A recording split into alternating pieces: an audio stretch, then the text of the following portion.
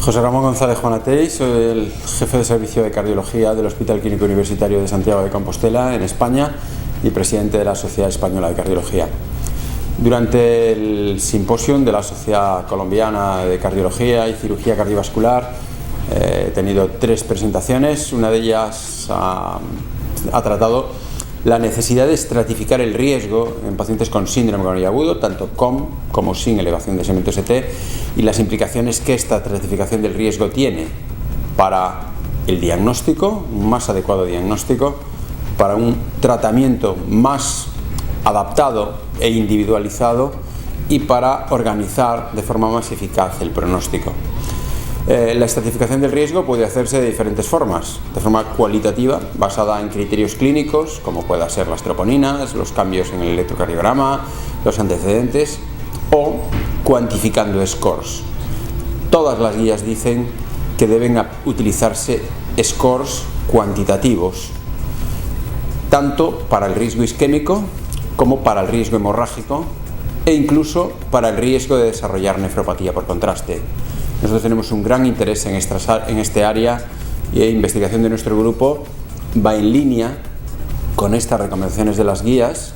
y nosotros creemos que de todos los scores que se han descrito para el riesgo isquémico, el score Grace es probablemente el que en el mundo real mejor recoge cuál es el riesgo de desarrollar un nuevo evento isquémico en los pacientes. Respecto al riesgo hemorrágico, que dicho riesgo coloca al paciente en una situación muy comprometida, a veces es peor sangrar que tener un reevento isquémico. Nosotros también hemos analizado y validado diferentes scores, y el score más generalmente aceptado por todos, que es el score Crusade, es el que mejor identifica el riesgo hemorrágico en el mundo real. Y finalmente, la necesidad de valorar el riesgo de desarrollar nefropatía por contraste, ya que proteger el riñón debe constituir una prioridad en pacientes cardiológicos, pero especialmente en pacientes con síndrome coronario agudo, y esa valoración del riesgo de nefropatía por contraste debe orientar, en primer lugar, al clínico para hacer medidas de protección renal previo al cateterismo, y especialmente al hemodinamista debe darle una orientación de cuál es el tope de contraste que debe utilizar, ya que desarrollar insuficiencia renal aguda tiene graves consecuencias, no solo por el problema renal, sino que dispara el riesgo hemorrágico y aumenta el riesgo de complicaciones.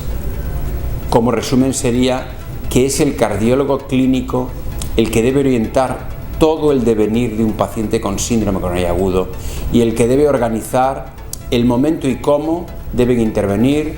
los que se dedican a la imagen, los hemodinamistas, los electrofisiólogos, el cirujano. Pero el responsable de todo el proceso asistencial es el cardiólogo clínico, que es el responsable de integrar riesgos y decidir cuál es la mejor estrategia para sus pacientes.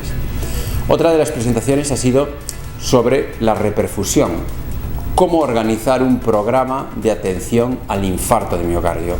Los programas de atención al infarto de miocardio deben llevarse a cabo en función de los recursos que cada uno tiene en su área, pero debemos pensar que siempre podemos hacer más de lo que hacemos, siempre nos podemos organizar mejor con los recursos que tenemos.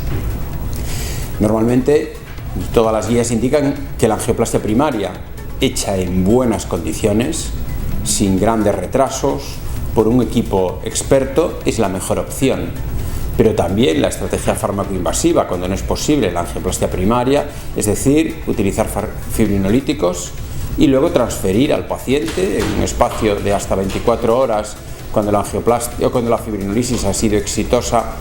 para evaluar sus coronarias y poder hacer intervencionismo sobre sus coronarias. Es también una buena estrategia y, por tanto, es necesario adaptar este plan de atención al infarto de miocardio en relación a las características de tu área.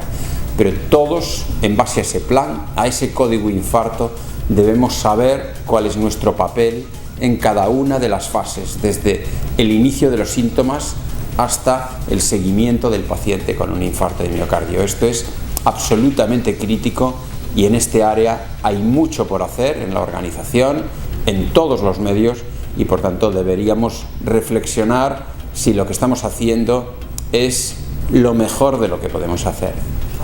Y finalmente,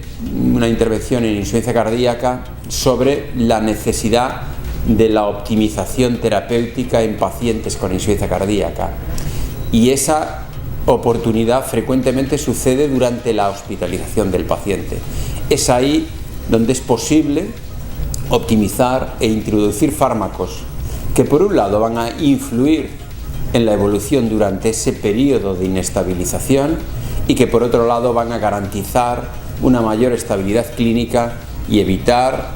muertes y sobre todo reingresos innecesarios de pacientes con insuficiencia cardíaca.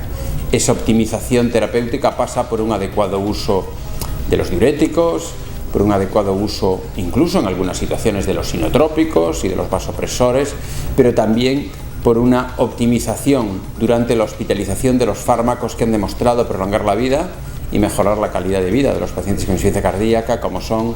los IECAs, los betabloqueantes, los antialdosterónicos e ivabradina, que en el momento actual constituye el arsenal terapéutico para el manejo de pacientes con insuficiencia cardíaca y disfunción sistólica, y el periodo de la hospitalización es quizás el mejor periodo para prevenir la progresión de la enfermedad y para reducir la morbimortalidad asociada a esta enfermedad cardiológica tan prevalente.